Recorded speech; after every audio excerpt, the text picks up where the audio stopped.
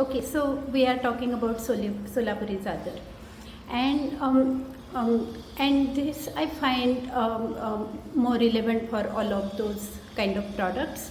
The product is fantastic, but it needs to have a new orientation towards the way the product is being used right now, and there needs to be more communication with the users.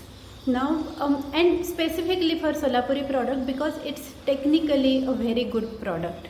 It's 100% cotton. It's made in jacquard weave, which is a fantastic bridge between textile engineering and manual craft. It has very good airflow. So I'm not saying the product should be used because it has been traditionally used, but it has been traditionally used over decades because it has been a very good product all along. So not because that's traditional to use and that's necessary to preserve, but it's a good product. And it might hold true for any of those products that have been going on for decades. I'll later give you some examples. So for example, there is this Thai beauty product called Shrichen, which made enormously successful transition, crossing the chasm between all traditional users and the new users, and enormously profitable, after bridging that. Or you can look at Birkenstock, we can talk about it. It was the old stiff German efficiency, and it's now the fashion across the markets.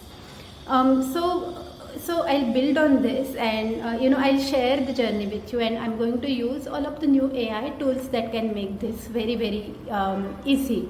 So what do I mean by AI tools? So for making the discovery or the concept, you can use ChatGPT or Gemini or multiple other things.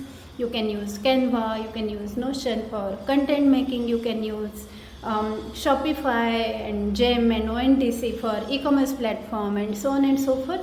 So we'll explore that as we go along. If you are willing to help, let me put it, if you want to join and if you think you can add value, then please contact me and we'll share the journey. Thank you.